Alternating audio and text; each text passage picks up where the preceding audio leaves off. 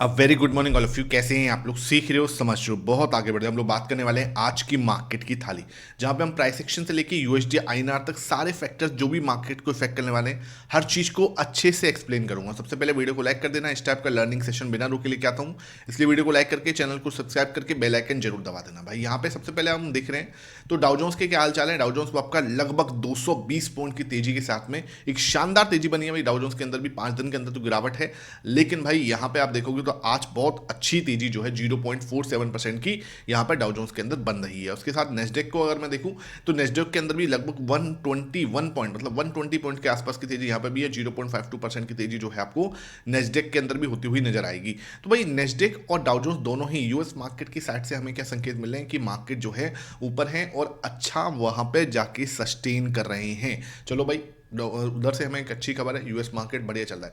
अब देखते हैं सर हमारा गिफ्ट निफ्टी हमें क्या संकेत दे रहा है। तो गिफ्ट निफ्टी से भी हमें 20 पॉइंट का, बहुत ज़्यादा नहीं, लगभग गैप अप, हल्का सा गैप अप ओपन होने के 20 पॉइंट यानी 0.07% ऊपर ओपन होने के संकेत हमें मिल रहे हैं। तो भाई इसके हिसाब से हमें क्या करना है, अपना प्लान जो है रेडी करना है। अगर मैं अपना प्लान रेडी करना चाहूँगा, मैंने कल आपको सिंपल बताया कि भाई 26,200, ठीक है, ये लेवल जो है हमारा इंपॉर्टेंट रेजिस्टेंस है। ये लेवल, ठीक है, ये लेवल हमारा इंपॉर्टेंट रेजिस्टेंस रहेगा, जिसके ऊपर जाना मार्केट के लिए थोड़ा टफ है। उसके बाद सपोर्ट आप देखने जाओगे तो एक छोटा सपोर्ट आपको यहाँ मिल जाएगा, ठीक है, जो कि आपको इस लेवल पे मिल जाएगा 26,100 के लेवल पे। और एक जो अल्टीमेट सपोर्ट है वो आपको यहाँ मिल जाएगा, जो कि है लगभग आपका ये लेवल है जो आपका 26,050, ठीक है। तो ये जो है इंपॉर्टेंट सपोर्ट है, स्ट्रॉन्ग सपोर्ट है, वो है 26,050 पर। वेरी गुड थिंग, कोई दिक्कत नहीं। ऊपर रजिस्टेंस, जो स्ट्रॉन्ग रजिस्टेंस है वो है 26,200 पे, ठीक है। तो अब क्या है, मार्केट को अगर और ऊपर जाना है तो वो 26,200 को ब्रेक करे, ठीक है, सिंपल है। अब मार्केट क्या है, लगभग फ्लैट ओपन हो रहा है या इसी के आसपास ओपन हो रहा है। तो हम चूंकि पुट को रेशियो 1.5 के पास है, तो हो सकता है कि हम एक बार वापस आए 26,100 पे एक सपोर्ट लें, ठीक है। यहाँ पे अगर हम एक सपोर्ट बिल्डअप करते हैं, हैमर कैंडल बिल्डअप करते हैं, तो फिर हम यहाँ से एक मूव एक्सपेक्ट कर सकते हैं जो कि 26,200 पे जा सकता है। और 26,200 का ब्रेकआउट देने के बाद फिर हम ऊपर जा सकते हैं 26,300 तक।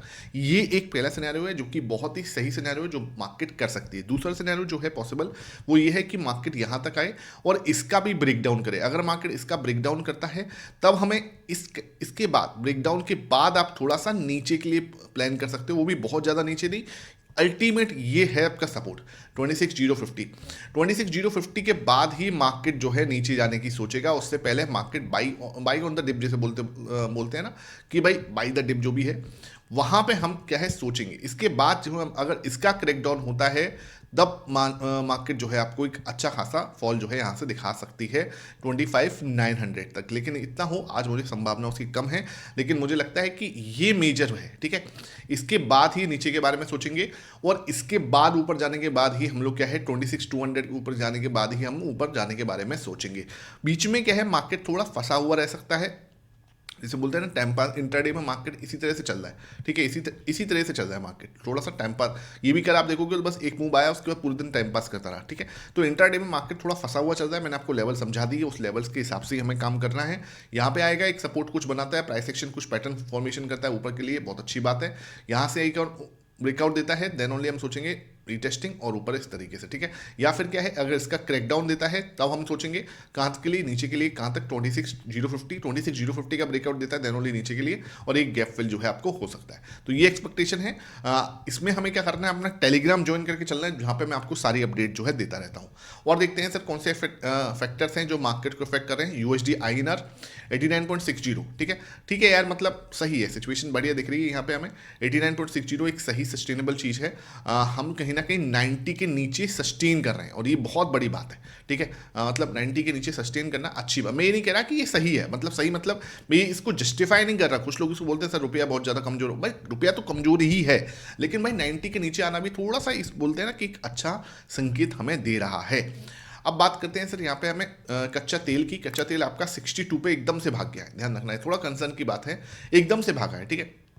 यहाँ देखोगे तो कच्चा तेल आपका थोड़ा सा बाउंस किया है, ठीक है, ये नीचे गया था और यहाँ से आपको एक बाउंस मिला है 62 तक का सीधा। और यहाँ पे आप देखोगे तो एक ट्रेंड लाइन बन रही है, जिसका ब्रेकआउट अगर होता है तो एक शानदार जो है तेजी जो है आपको कच्चा तेल में भी बन सकती है। और अभी 62 पे है, तो इतना बड़ा कोई कंसर्न नहीं है, अंटिल ये 60 63 के ऊपर नहीं जाता, 63 के ऊपर जाएगा तो फर्स्ट संकेत आएगा हमारे लिए प्रॉब्लम का, और 65 के बाद ये नेगेटिव हो जाएगा, ठीक है। और 65 के बाद ये बिल्कुल नेगेटिव हो जाएगा, 70 के बाद तो अल्ट्रा नेगेटिव हो जाएगा। ध्यान रखना इन चीज़ों का, ठीक है। तो ये बात क्लियर होनी चाहिए। अब बात करते हैं सर और इंपॉर्टेंट चीज़ों की। हमारा gold and silver, gold and silver भाई अगेन एक ऑल टाइम हाई हिट कर रहे हैं। गोल्ड को देखो आपका अगेन एक ऑल टाइम हाई, ठीक है। लगभग 1.1% की तेजी है। गोल्ड एंड सिल्वर में भाई तेजी जो है बनी हुई है। कुछ लोग बोले हैं सर कब थमेगी, कब मार्केट जो है हम लोग गोल्ड एंड सिल्वर कब खरीद सकते हैं। बहुत लोग जो है गोल्ड एंड सिल्वर को बोल रहे हैं कि क्रैश हो जाएंगे। मैं आपको एक बात बताऊं, आपको है ना गोल्ड एंड सिल्वर पे एक बहुत ही क्लासिक सी है ना, मैं एक वीडियो बनाने वाला हूं। आपको डिमांड एंड सप्लाई का गेम समझना पड़ेगा कि गोल्ड एंड सिल्वर की डिमांड क्या है। सिल्वर की डिमांड आप क्या समझ रहे हो आप, आज सिल्वर की डिमांड ज़्यादा है, सप्लाई कम है। दिस इज द रीज़न ये बढ़ रहा है। इसके ऊपर एक तगड़ी वाली वीडियो बनाऊंगा वीकेंड पर, ठीक है। आपको नीचे कमेंट सेक्शन में बताना है कि यू वांट दिस टॉपिक, एक अच्छा डिटेल वीडियो चाहिए या नहीं चाहिए, आप नीचे कमेंट सेक्शन में बताना। सेम है सिल्वर के साथ में कहानी है। सिल्वर भी आपका 1.51% के साथ में अगेन 70 का लेवल जो है छूता हुआ नजर आ रहा है। ये देखो अच्छी तेजी आपको सिल्वर में बनती हुई नजर आ रही है, और बहुत मतलब जैसे होता है एकदम बूम वाला तेजी है, ठीक है। जो लोग बोल रहे हैं कि हाँ भाई नहीं बढ़ेगा, ये देख लो सर, सिल्वर की हालत देख लो, गोल्ड की हालत देख लो। मैं ये नहीं कह रहा कि यार मार्केट नीचे नहीं जा सकता, सिल्वर नीचे नहीं जा सकता, मैं बिल्कुल ऐसा नहीं कह रहा, ठीक है। तेजी बन रही है, इस तरीके से बन रही है, तो हो सकता है एक बार को वापस नीचे आए, लेकिन आप ये नहीं बोल सकते कि सिल्वर 100% बढ़ गया है और नहीं बढ़ सकता, या कोई स्टॉक है वो 80% टूट गया है और नहीं टूट सकता। ये फालतू की बातें होती हैं। इन चीज़ों को अपने दिमाग से वहम निकाल दो। जो चीज़ बढ़ चुकी है वो और भी बढ़ सकती है, जो गिर चुकी है वो और भी गिर सकती है। ये बात आपको मान के चलनी पड़ेगी, ठीक है। उसके बाद हम लोग अपने थाली को सजाने आ जाते हैं, और थाली में हम देखते हैं कि क्या और डेटा है हमारे पास में। हम लोग और तो ये हम एडीआर पे आ चुके हैं। तो इन्फोसिस का एडीआर जो पहले एकदम से दिखा रहा था, ये 5% नीचे दिखा रहा है। ध्यान रखना, इन्फोसिस का एडीआर जो है अब एकदम नीचे दिखा रहा है। विप्रो का एडीआर भी लगभग 1.80 की कमजोरी दिखा रहा है। अब इसका मतलब ये नहीं कि 5% ही टूट जाएगा, इसका मतलब ये है कि थोड़ा सा आईटी पे आज दबाव बना रह सकता है, ठीक है। उसके बाद एचडीएफसी बैंक, आईसीआईसी बैंक का थोड़ा ठीक ठाक ही दिख रहा है। तो एडीआर भी हम देख लेते हैं, क्योंकि कभी कभी जो संकेत होते हैं वो एडीआर से भी मिल जाते हैं। रिलायंस का तो मुझे नहीं दिख रहा है कहीं पे, हाँ नीचे रिलायंस का 0.67%, तो ठीक है। तो भाई ठीक ठाक से है, बस आईटी पे हो सकता है आज थोड़ा सा दबाव बने, ठीक है। क्योंकि कल अच्छी खासी तेजी बनी है, तो हो सकता है आईडीआर जो है हमें संकेत दे रहे हैं कि जो आपका आईटी सेक्टर पे थोड़ा सा दबाव बन सकता है। उसके बाद देखते हैं सर कैश मार्केट के अंदर एक अच्छी खासी खरीदारी लौटी है। लगभग आप देखोगे तो 457 करोड़ की बिकवाली जरूर की थी, लेकिन इंडेक्स फ्यूचर के अंदर, स्टॉक फ्यूचर के अंदर अच्छा खासा खरीदा है आपका एफआईएस ने। तो एफआईएस की वापसी धीरे धीरे हो रही है, थोड़ा सा ये सस्टेनेबल है, ठीक है। 3300 करोड़ के आसपास की खरीदारी जो है आपस इसमें लगभग आपका एफआईएस ने की थी, जिसके सामने लगभग 4100 करोड़ की खरीदारी आपके डीआईएस भी करते हुए नजर आए। तो घरेलू निवेशक और हमारे बाहरी निवेशक दोनों ही अच्छी खरीदारी कर रहे हैं। हल्का आंकड़ा नहीं है सर, बड़ा आंकड़ा है। ऐसा नहीं कि अगर एफआईएस खरीद रहे हैं तो डीआईएस पीछे हट जाए, डीआईएस ने भी उससे ज्यादा ही खरीदा है, तो ये चीज बहुत अच्छी है। विक्स आपका फाइनली 1.7% ऊपर है, क्योंकि भाई थोड़ा सा रेंज के ऊपर निकलने की कोशिश कर रहा है मार्केट। तो ये एक अच्छी चीज दिख रही है। 1.7% से विक्स आपका ऊपर है। 0.8% कल निफ्टी बढ़ा था, 0.8% ही कल आपका सेंसेक्स के अंदर तेजी बनी थी। सेंसेक्स का प्राइस एक्शन जो लोग पूछते हैं भैया, वो रात को 9 बजे वीडियो अपलोड हो चुका है, देख लो भैया। रात को अब क्या है, आज तो निफ्टी की एक्सपायरी और कल ध्यान रखना सेंसेक्स की एक्सपायरी है, क्योंकि परसों आपकी छुट्टी रहेगी, ठीक है। तो उसको आपको जरूर देखना है शाम को, ठीक है। अब हम लोग आ जाते हैं और डेटा कौन सा है, प्रो सर। प्रो फाइनली 3% के आसपास की बिकवाली करता हुआ नजर आया, और मैं आपको बोला भी था, क्योंकि 61.43 पे आ चुका था, और इसका मतलब क्या है कि अपने अपर रेंज पे आ चुका है। अपर रेंज से क्या हो सकता है, मार्केट ऊपर जा रही है, ये अपने अपर रेंज पे है, तो मैंने आपको पहले ही बोला था कि ये बिकवाली कर सकता है, और इसने ऐसे ही किया। फाइनली 8.7 से, ठीक है, 8.17 से ये भाई सब रिवर्स हुए हैं, ठीक है। 11.39 पे 2.57% अभी खरीदा था, यहाँ पर भी 0.65% खरीदा था। तो पिछले 2 दिनों में अच्छा खासा खरीदा है, लगभग 3% से ज़्यादा की तेजी इन्होंने की है, तो अच्छी चीज़ है, ठीक है। तो अब क्या है, एफआईएस हमारे लिए पॉजिटिव रहेंगे, प्रो हमारे लिए नेगेटिव हो जाएगा, और वेट पे चले जाएंगे डीआईएस, ठीक है। तो डीआईएस हमारे वेट एंड वॉच पे हैं, एफआईएस पॉजिटिव हैं, और डीआईएस हमारे प्रो हमारा नेगेटिव रहेगा, क्योंकि अभी भी ये बिकवाली की बहुत सारी जगह है, तो ये बिकवाली कर सकता है। तो अब हम आ जाते हैं थाली को सजाने के लिए। थाली को अगर मैं सजाने आ रहा हूँ तो प्राइस एक्शन क्या दिख रहा है, प्राइस एक्शन यार बहुत ही ज़्यादा जैसे बोलते हैं ना कंफ्यूजिंग दिख रहा है। इंट्राडे में कुछ भी करने की कोशिश नहीं हो रही, बस गैप अप ओपन हुआ पूरे दिन वहीं पे जो है चलता रहा, तो अभी मैं इसको वेट एंड वॉच पे ही रखूंगा, ठीक है। विक्स आपका क्लियरली नेगेटिव है अभी भी, गोल्ड एंड सिल्वर अच्छे पॉजिटिव दिख रहे हैं, कहीं कोई दिक्कत नहीं। एफआईएस मेरे लिए अब पॉजिटिव है, डीआईएस मेरे लिए वेट एंड वॉच है, प्रो मेरे लिए नेगेटिव है, ठीक है।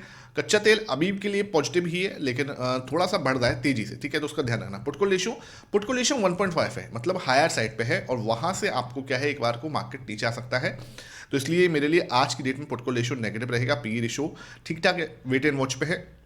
यूएस मार्केट जो है पॉजिटिव है, एशियन मार्केट पॉजिटिव है, और रुपया हमारा नेगेटिव दिख रहा है, ठीक है। तो इन संकेतों को लेके हम क्या है आज शुरुआत करेंगे, और आप अपना पॉइंट ऑफ व्यू बताओ कि आपको क्या लगता है। 4 नेगेटिव संकेत है हमारे पास में, लगभग 6 पॉजिटिव संकेत है, और 3 वेट एंड वॉच वाले संकेत हमें देखने को मिल रहे हैं।